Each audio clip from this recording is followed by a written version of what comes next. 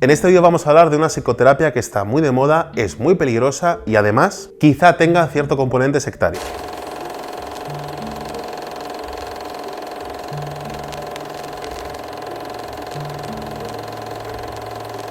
Muy buenas y bienvenidos a la caja de Skinner. La Gestalt nace en los años 40 de la mano de Pels, médico neuropsiquiatra y psicoanalista, y de Laura Posner, psicoanalista y además esposa del primero. Y un poquito con la ayuda de Paul Gottman, otro psicoanalista, además de escritor y cositas varias. Pero lo podemos resumir en dos psicoanalistas montando su propio chiringuito, añadiendo un poquito de aquí y un poquito de allá. Por poner un ejemplo, el psicoanálisis no para de mirar al pasado.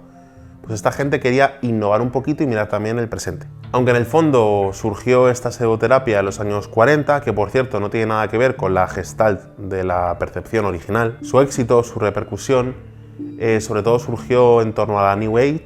New Age, estilo musical nacido en la década de 1970 que... Serie de prácticas y creencias espirituales o religiosas que crecieron rápidamente en el mundo occidental durante la década de 1970. Aunque sus fenómenos son identificables con relativa facilidad, definir esta corriente resulta complicado dado su carácter ecléctico. Y la contracultura norteamericana. Un momento, sé que lo echas de menos. Vamos con mi pseudoterapia favorita. En el seminario de 1957 y 58, Lacan habla de este triángulo imaginario, no como de una fase preedípica, sino como del primer tiempo del complejo de Edipo. Sea que se lo describa como preedípico o como un momento del complejo de Edipo en sí, el triángulo imaginario de madre, niño y falo aparece cuando el infante percibe una falta en la madre. El niño comprende que la madre no queda completamente satisfecha con él solo, sino que desea alguna otra cosa, el falo. Como siempre, fantástico lo de psicoanálisis. Reconozco que me encanta meterlo, pero en esta ocasión, esta pseudociencia, la verdad, es que es prima hermana del psicoanálisis.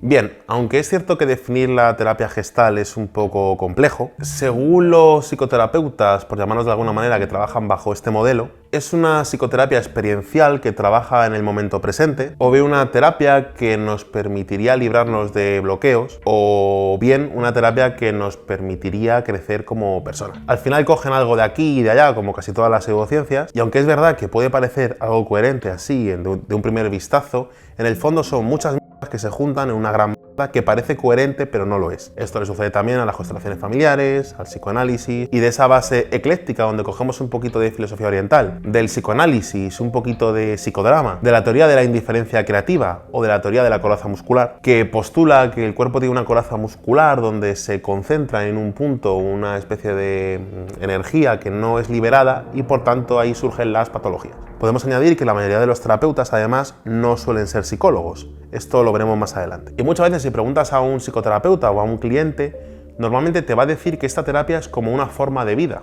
Entendemos lo que esto significa, clientela a largo plazo. Y esto obviamente puede tener tintes sectarios. Sobre esto hablará al final del vídeo un profesional experto en sectas que además conoce de primera mano la psicología gestal y sus dinámicas internas y posiblemente con tintes sectarios. Pero te hago un adelanto, hay algún testimonio por ahí que afirma que se ha gastado más de 24.000 euros en la psicología gestal, en terapia. Entre otras cosas, los estudios científicos que han investigado esta pseudoterapia presentan serias limitaciones metodológicas, debido a que, por ir al grano, están mal hechos. Ahora, tío, ¿quién ha hecho esto? ¿Quién no? ¿Qué? Esto puede ser por elegir una mala muestra, no usar grupos de control, etcétera, etcétera, etcétera. Otro motivo es que es muy complicado valorar la técnica concreta que se está utilizando, ya que hay miles de variaciones y como hemos hablado alguna vez, cada magufillo pues tiene sus truquitos. Y esto en parte es porque carece de una base teórica unificada, pero voy a intentar concretar una serie de puntos de qué va esto de la psicología de la Gestalt. Vivir el momento. Esto básicamente podemos resumirlo en hacer el ridículo, que así vivirás a tope. De hecho, el jefe supremo de esta pseudociencia, al parecer, existen anécdotas donde se le ha visto hacer la foca en un congreso. No sabemos si es foca monje o qué foca, pero hacer la foca. Es posible que si vas a terapia con un psicólogo gestal, con lo cual es probable que si acabas yendo a terapia, acabes haciendo el ridículo, dando un poco de grima y cringe. Aumentar la autoconsciencia. Aquí lo que suelen hacer son dibujitos, mindfulness, teatro, bailes, ¿no? Para intentar aumentar nuestra conciencia de nosotros mismos. Es decir, intentan que te des cuenta. ¿De qué? Ellos sabrán. Estados catárticos. Aquí intentarán buscar esa emoción no expresada, es decir, que acabes explotando emocionalmente. Para ello te pueden decir que grites, que hagas el canguro australiano, o que le des una paliza a un cojín simulando que es una persona que te cae mal o con la que te encuentras cabreada. Hago un pequeño paréntesis, existen negocios donde se dedican a eso, ¿no? A ofrecer sitios donde puedes romper ordenadores, cojines o lo que te dé la gana. Esto, al parecer, el efecto que se produce es paradójico, aumenta los niveles de agresión y en el fondo estás reforzando esa conducta y que aparezca en el futuro, con lo cual no es buena idea expresar la ira en forma de violencia. La culpa es para los demás. Aquí el terapeuta te dará la pelota, te dirá exactamente lo que quieres escuchar, te meterá mierda sobre tu familia, tus amigos, tu pareja, ya que ellos siempre tendrán la culpa de lo que te pasa y no tú. Y ahora bien, como una mini reflexión, ¿y esas personas, o sea, si tu familia, tus amigos, tu pareja va a tu terapeuta, si tú tienes la culpa porque no la tienen ellos, ¿quién la tiene? ¿Han pensado en eso? ¿Freud? Supongo que siempre la tiene Freud. Es probable, de hecho, que aunque no tengas problemas con tus padres, el terapeuta los busque constantemente como responsables de cualquier origen, de cualquier malestar que tengas. Aquí vemos cómo el psicoanálisis hace su aparición, ¿no? Este mix. En realidad lo que puede suceder es que te vuelvas muy egoísta, narcisista, egocéntrico, que solo mires por tu propio interés, acabes con una actitud altiva, megalómana y además acabes alejando a tus seres queridos de ti. El terapeuta es un crack, un figura, un mastodonte, un máquina. Otra gran característica de esta pseudociencia, y de otras muchas, es que el terapeuta nunca tiene la culpa de que te vaya mal. Es decir, si vas bien es porque estás haciendo bien el trabajo y si vas mal es tu culpa, es porque no te esfuerzas. Aquí sí tienes tú la culpa. Situaciones de abuso en terapia. Es muy probable que acabes siendo humillado o insultado por el terapeuta en una sesión y además encima tengas que dar las gracias. Esto, por supuesto, me recuerda un poquito a las situaciones de abuso y tinte coercitivo o sectario. Teoría de el polvo en la estantería que nunca limpias. Aquí tenemos que tener una cosa clara, no todo vale. Un argumento muy común de psicólogos un poco magufillos y de gente que sigue este tipo de prácticas es que es buena idea, o creen que es buena idea, coger muchas cosas de sitios porque todo vale. Pero una cosa tenemos que tener clara, si todo vale, nada vale. Está muy bien ser abiertos, queda muy bonito, pero la realidad no es así. Tiene que haber unos mínimos científicos, un mínimo de rigor para poder usar ciertas técnicas. Porque si no acabamos metiendo lo que se suele meter en las pseudociencias, la mecánica cuántica. ¿Qué tendrá que ver la mecánica cuántica? Entonces, como hemos podido ver, esta terapia no presenta un modelo unificado, ya que se basa en teorías del comportamiento humano que o bien no han sido puestas a prueba o bien se han rechazado científicamente. Tampoco suelen tener un objeto de intervención claro, sino que son cosas del estilo autorrealizarte personalmente, dar sentido a tu vida, alcanzar nuestro máximo potencial y este tipo de cosas tan ambiguas que nos pueden llevar a una terapia eterna. Al final la Gestalt no es más que un batiburrillo de técnicas sin la más mínima evidencia científica para ningún problema psicológico. Por favor, recuerda que si vas a meterte conmigo, vas a poner el teclado, vas a insultarme, vas a mandarme a leer, vas a decirme o insultarme con alguna falacia, por favor, recuerda que yo estoy pensando en esto. Si queréis que analice la Gestalt más en profundidad, dejadmelo saber en los comentarios porque al final esto ha sido un esbozo muy simple, muy rápido, pero da para muchos vídeos. Y si has llegado hasta aquí, Gestalt o Gestalt. No te enfades. Nos vemos.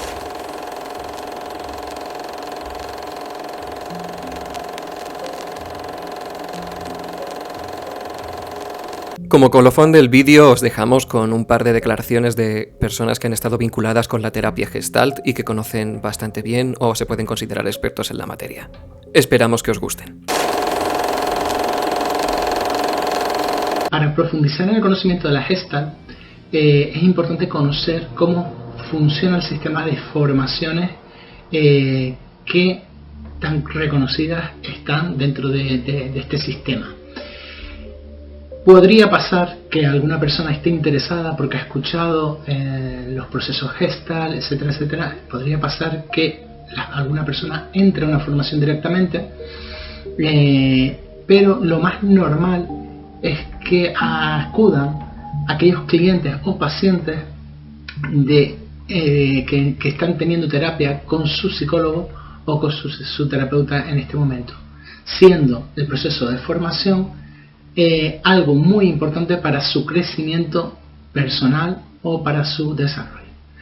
Teniendo en cuenta que la Gestalt se basa en una circularidad de desarrollos personales, una circularidad de crecimientos personales sin una totalidad, sin un fin, se podría considerar la formación como uno de los más altos niveles para luego ya tú ser terapeuta. Esto va consolidando una estructura semipiramidal en la que los pacientes que en algún momento necesitaron ayuda fueron a un psicólogo o a un terapeuta y luego ellos se convertirían en terapeutas o psicólogos a lo largo de muchos años, por supuesto, y una vez tengan ese estatus, entrarían dentro de un nivel dentro de ese instituto o de esa academia de formación para volver a meter a todas aquellas personas que soliciten su ayuda una vez sean terapeutas. Así, por lo general, una persona entra como paciente en la Gestalt y empieza un proceso, el cual es indefinido, el cual es misterioso y el cual es extenso, pero que en un primer momento la persona no lo conoce si no tiene la suficiente información. Ese proceso puede, según las derivas y comportamientos de los terapeutas, podría generar dependencia tanto de los terapeutas como del propio instituto, como de la propia formación, como del propio proceso en sí mismo, no permitiendo la libertad real de la persona, sino en un constante consumo de conocimiento y consumo de diferentes visiones que veremos a continuación. Es frecuente escuchar a personas que se han sentido afectadas por este tipo de sistema, algo así como: yo lo único que necesitaba era ir a un psicólogo o ir a una asesoría o cualquier tema, y a lo largo de los años me di cuenta que estaba en una especie de religión, un proceso espiritual, ¿no? Por lo tanto, habría que ver por qué las personas que van buscando un servicio en concreto al final acaban en otro, sabiendo el psicólogo o el terapeuta que quiere llevar a esa persona hacia ese lugar, ¿no? Una persona acude a un proceso psicológico porque necesita ayuda, pero a lo largo del tiempo acaba enredado en diferentes esquemas simbióticos y complejos para la persona que tiene que resolver. Por esto se puede considerar a la Gestalt un sistema abierto, porque no vas a tener la misma experiencia con uno que con otro.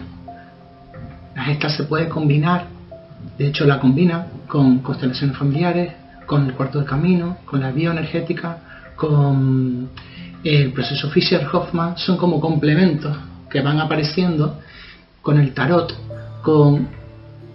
hay una libertad por parte del terapeuta, incluso del psicólogo, para mezclarlo con cualquier otra rama de lo que sea. No se podría hablar ni siquiera de pseudociencias porque se puede mezclar con cualquier cosa, pero hay tendencia a mezclarla con aquellas modas que van surgiendo a lo largo de las décadas y que resultan atractivas para la gran carga emocional en la que se basa este sistema. Al ser un sistema que se basa en la práctica vivencial y la guía de cambio y de desarrollo tendría que ver con esas vivencias y la interpretación que se da de esas vivencias, al terapeuta Gestalt le conviene estar cerca de todas aquellas ramas que aporten una experiencia vivencial. Por lo tanto, el paciente y también el terapeuta que está metido en ese sistema estarán constantemente en una exploración experiencial de alta carga emocional. Es por esto que ningún taller es concluso. Si nos hablan de los beneficios de las constelaciones familiares, serán maravillosos, serán definitivos, como siempre han sido. Si nos hablan de los beneficios de la bioenergética, son tremendos. Lowen, cuando lo creó, Claudio Naranjo con su discurso con el método SAT, o Grof con la psicología transpersonal, las hiperventilaciones, en sustitución del LSD. Todos son propuestas liberadoras del ego, liberadoras del sufrimiento, etcétera, etcétera. Definitivas, así nos lo venden todas estas ramas de conocimiento. ¿Cuánto de definitivas serían?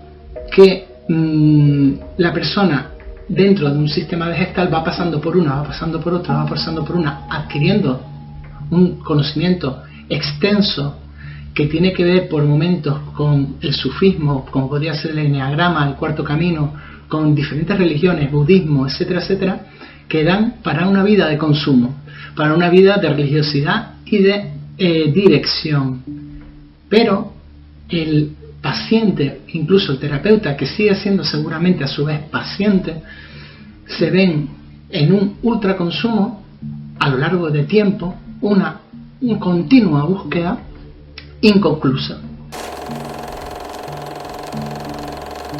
El riesgo de todo esto es que en pocas ocasiones la persona se vuelve dependiente del sistema, dependiente del terapeuta, y falta de recursos propios, puesto que tiene en su cabeza muchos marcos de referencia de dónde tiene que moverse su yo, de dónde tiene que moverse su ego, y tiene que resolver todo eso para encontrar la libertad que en principio ofrece.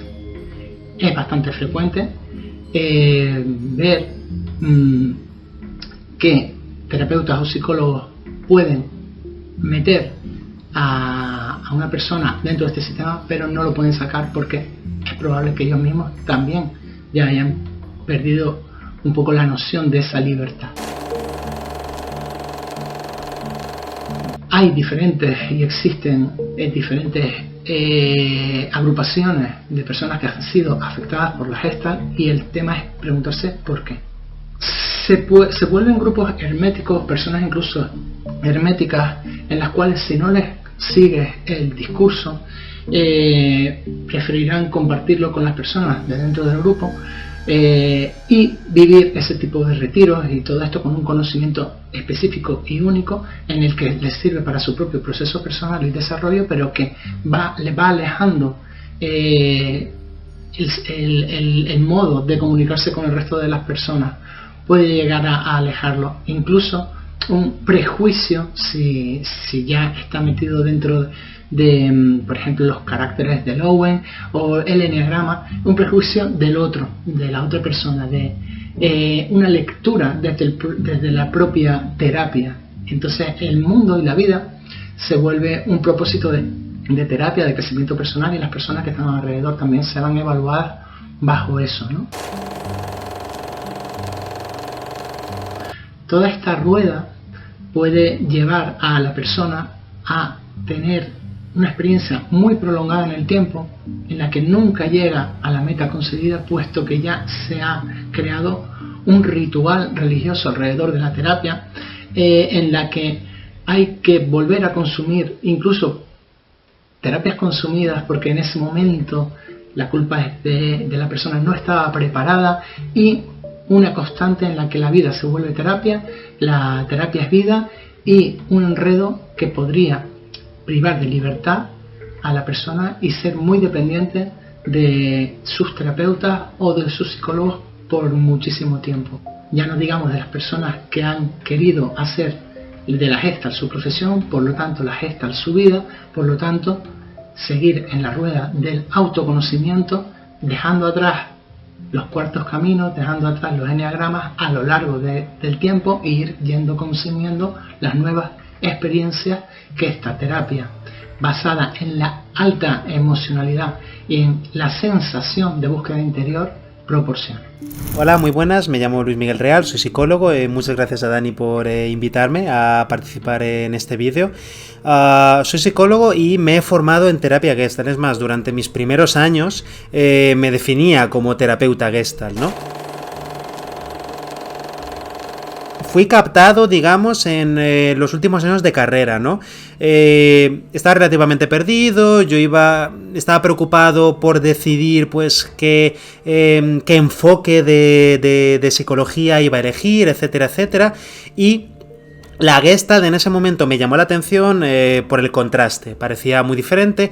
También me dejé llevar por este argumento de venta que utilizan muy a menudo las organizaciones de Gestalt de es que somos mejores que el resto de terapias porque nosotros ponemos a la persona en el centro, el resto de terapias es que son muy superficiales, les encanta criticar a la terapia cognitivo-conductual, etcétera, etcétera. En Gestalt les encanta criticar a otras terapias porque son demasiado superficiales y que la Gestalt es maravillosa porque van al centro, ponen a la persona al centro, son muy humanistas, la emoción de la persona y todo eso, como si el resto de terapias fuesen robots, ¿vale? Como si el resto fuesen robots que no les importa a la persona, ¿vale? Montan en un muñeco de paja, pues bastante extraño, ¿no? Pero yo en ese momento, claro, un estudiante, yo no sabía realmente distinguir o no se me había inculcado realmente la importancia de las terapias basadas en la evidencia, pues en la facultad, y pues lo de la Gestalt no me pareció raro. Entré en una organización de Gestalt mediante las prácticas. Se nos vendió, eran una de las opciones para las prácticas del último año de carrera y realmente no eran unas prácticas, ¿vale? Tener un convenio en la universidad, realmente lo que eso era una especie de curso introductorio a Gestalt.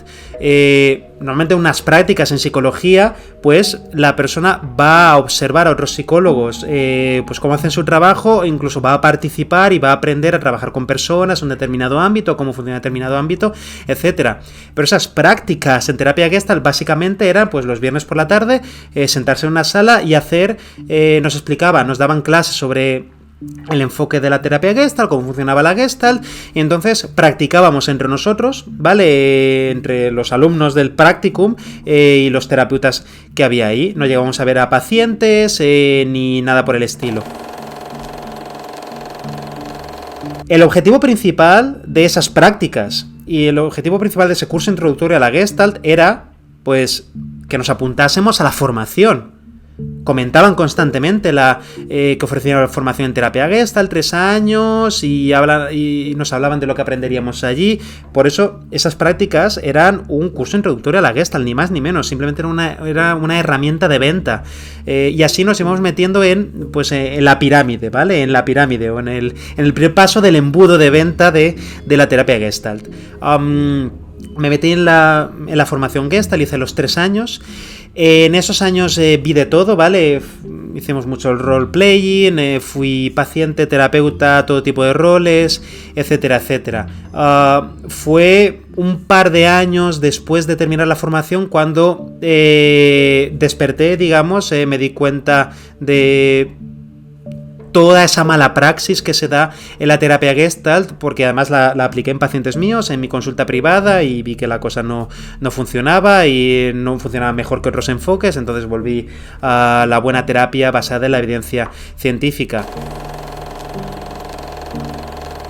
El objetivo principal de esas prácticas y el objetivo principal de ese curso introductorio a la Gestalt era, pues, que nos apuntásemos a la formación.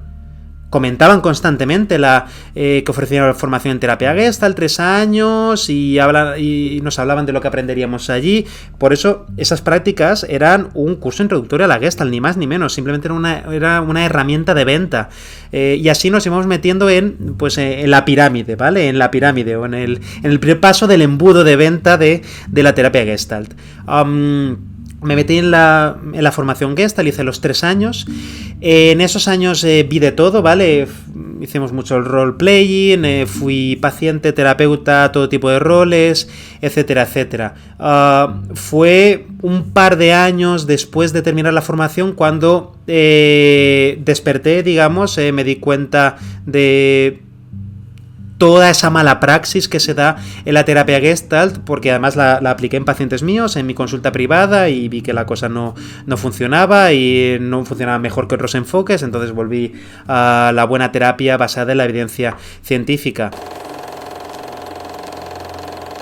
En Gestalt, básicamente, intentan venderte que son diferentes al resto de terapias, intentan venderte que son diferentes al psicoanálisis, pero realmente es que es todo psicoanálisis. La terapia Gestalt parten de la base de que hay que ir escarbando en el pasado de la persona y que todo tiene que ver con traumas del pasado. luego te lo camuflan utilizando otras palabras. No, es que nosotros no vamos al pasado como el psicoanálisis, nosotros traemos a la hora, al aquí y ahora, los problemas del pasado para intentar arreglarlos en el presente. Cualquier cosa que digas en una terapia, en una sesión de terapia con un terapeuta Gestalt, va a preguntarte por tus padres. Te va a preguntar que cómo eso te recuerda a tu madre o a tu padre, a tu relación con ellos, etcétera, etcétera. Al final todo lleva ahí. En Gestalt además no hay objetivos terapéuticos, ¿vale? La Gestalt consiste en ir improvisando, es la terapia más subjetiva de todas, es ir improvisando, que la persona hable, ¿vale? Ni siquiera no se lleva un registro, ¿no? de objetivos terapéuticos, de hemos ido trabajando esto y vamos avanzando en una determinada dirección, etcétera, etcétera. El terapeuta se sienta en silencio y la persona tiene que hablar, tiene que decir algo, lo que sea que le venga a la mente, da igual que no tenga nada que ver con lo que hablaron en la sesión anterior, la persona tiene que buscar algo interesante de lo que hablar y a ver qué ocurre, ¿vale? A ver qué ocurre. Entonces el terapeuta va a ir picoteando, va a ir tirando de anécdotas, de ocurrencias suyas, dependiendo del estado de ánimo, del humor con que le pilles, pues va a ser un poco más dulce o a lo mejor te va a dar más caña. Una de las cosas más repugnantes que presencié en terapia Gestalt fue el cómo venden esto de la confrontación, ¿vale? En terapia Gestalt, como en muchas otras sectas y grupos coercitivos, se llevan mucho estas dinámicas de control, de autoridad, de poder hacia los pacientes, ¿no? En terapia Gestalt he llegado a presenciar cómo una persona en el rol de terapeuta le soltaba al paciente, guau, es que cuando te pones a llorar así, me dan ganas de pegarte una hostia, de la lástima que me das por esto, otro. Y que el resto de terapeutas aplaudiesen a esa persona al considerar eso una buena intervención de confrontación, una buena intervención confrontativa, cuando eso para cualquier psicólogo, ¿vale? Con todos esos de frente se va a dar cuenta de que eso es un maltrato, ¿vale? Eso es un maltrato, eso es utilizar al paciente como tu saco de boxeo. Eso lo he visto así en terapia Gestalt muchísimo. Se promueven muchísimas dinámicas de esas de maltrato hacia el paciente, de control, de poner al terapeuta por encima y de que el terapeuta es una especie de chamán, una especie de medium que te va a ayudar a ver la verdad y que si te duele lo que te ha dicho, eso es culpa tuya, eso es cosa tuya. Un fuerte abrazo, chao, chao, chao.